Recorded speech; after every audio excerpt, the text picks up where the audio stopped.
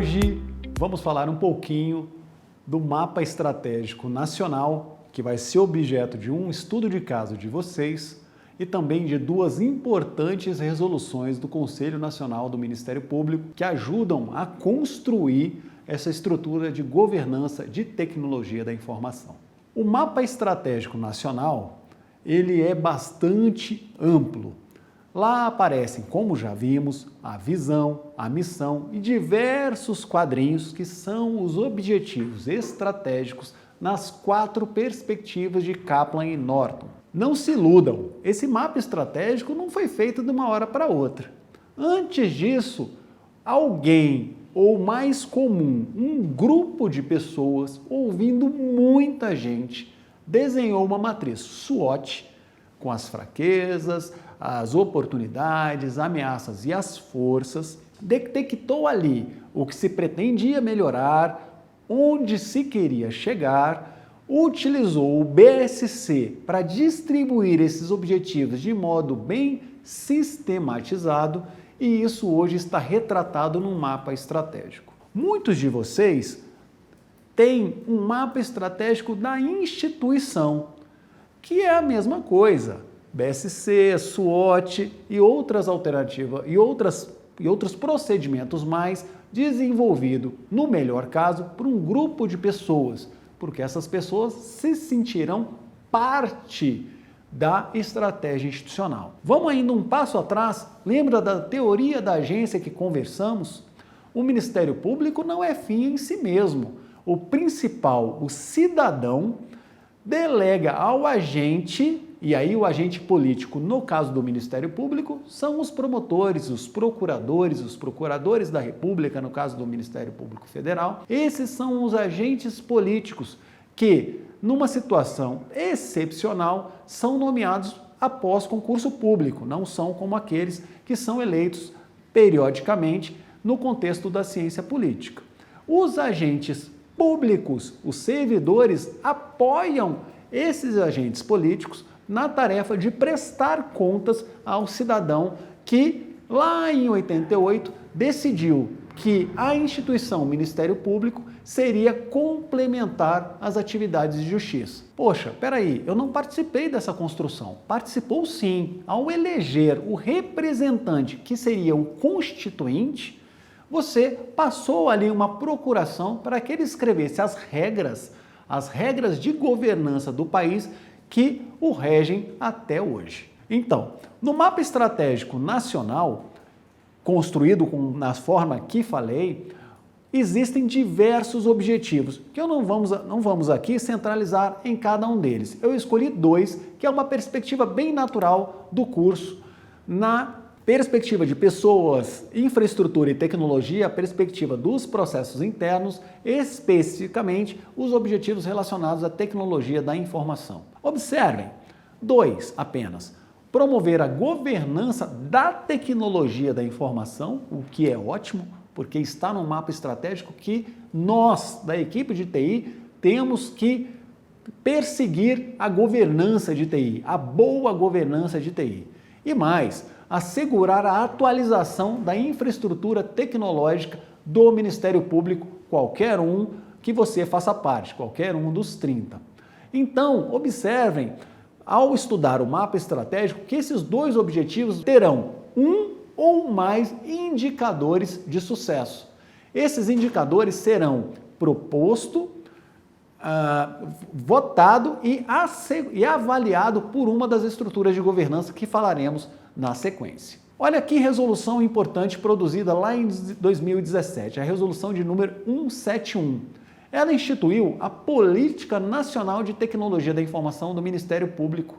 Agora, ela é fim em si mesma? Ela nasceu por conta própria? Vários diretores de TI reunidos numa sala e pensando numa política? Não. Sabemos que a estratégia tem uma finalidade, um propósito. Vamos perseguir o caminho que ela trilhou. Os próprios considerandos da resolução dão esse caminho. Começa como? Começa lá na Emenda Constitucional 45, onde ele deixa claro que a resolução vai considerar o Conselho Nacional do Ministério Público, em especial a sua atuação reguladora e integradora.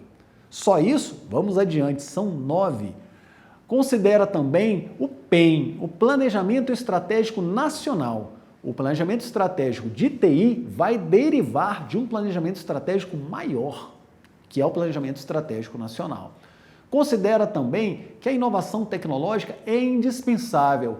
Claro, olha, estamos em tempo de inteligência artificial aplicada à área jurídica.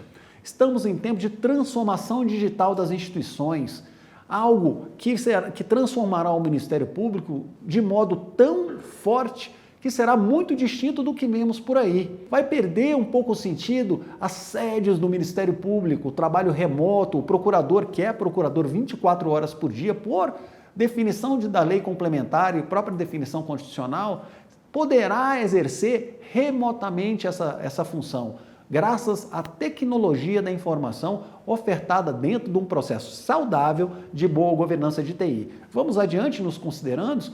Considera ainda a necessidade da governança de TI. Ótimo, porque as pessoas nem sempre conhecem o processo de governança envolvido na oferta de uma tecnologia. Considera ainda o Plano Nacional de Governança de TI.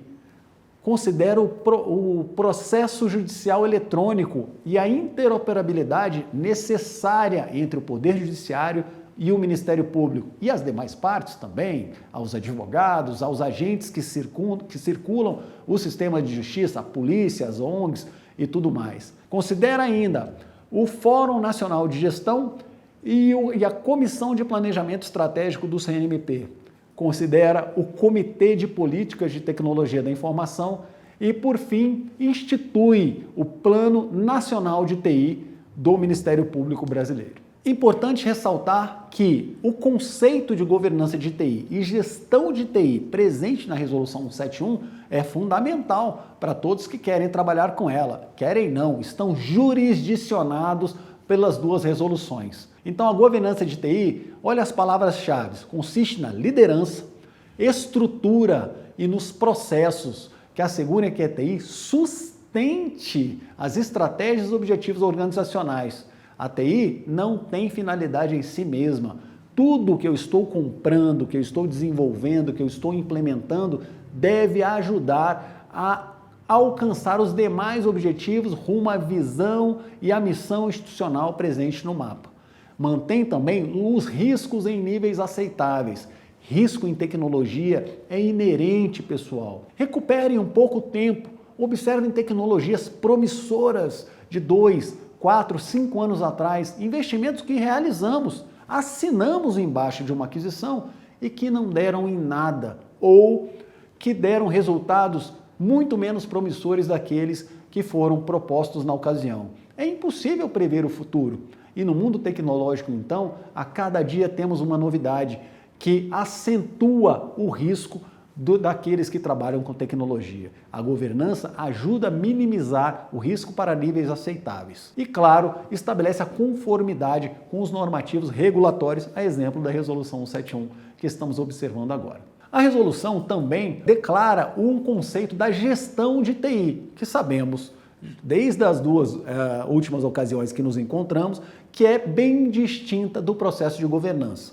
O processo de governança assegura um monitoramento, assegura que tudo aquilo que está sendo perseguido será alcançado, mas quem tem que dar conta do recado é o mecanismo de gestão.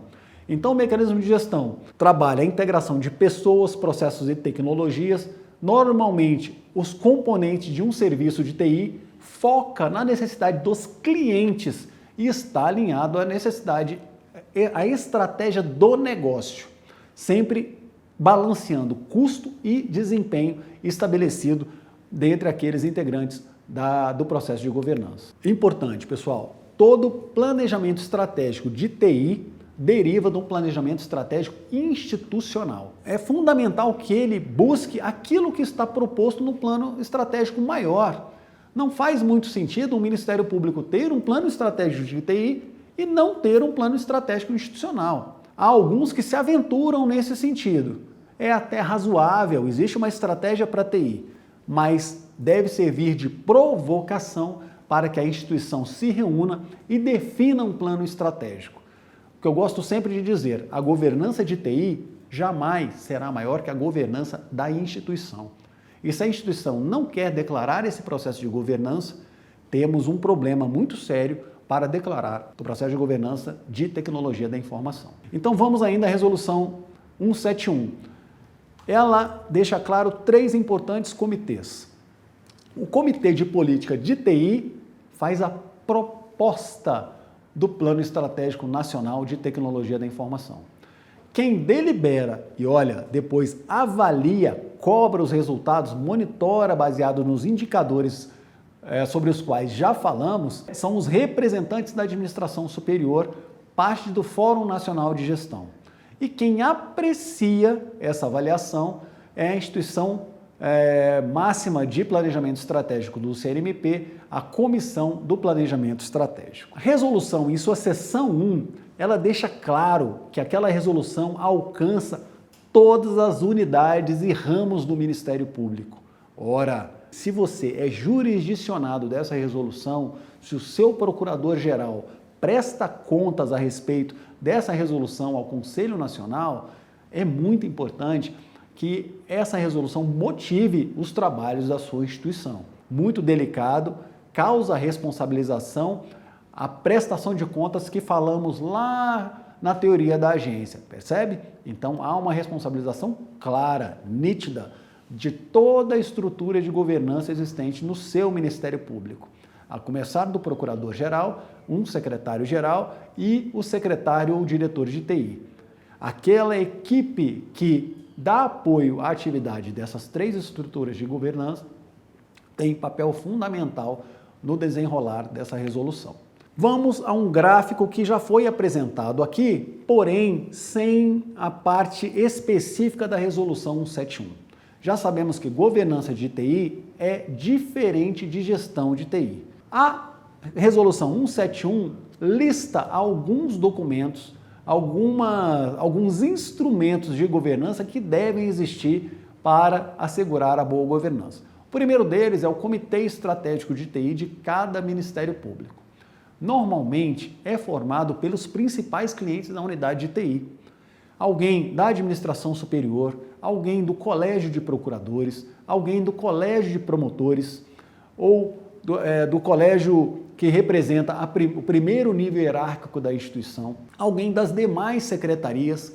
Essas pessoas se sentarão à mesa para definir prioridades, para definir onde se vai colocar aquele recurso, normalmente escasso, naquele período que se almeja o resultado daquele projeto.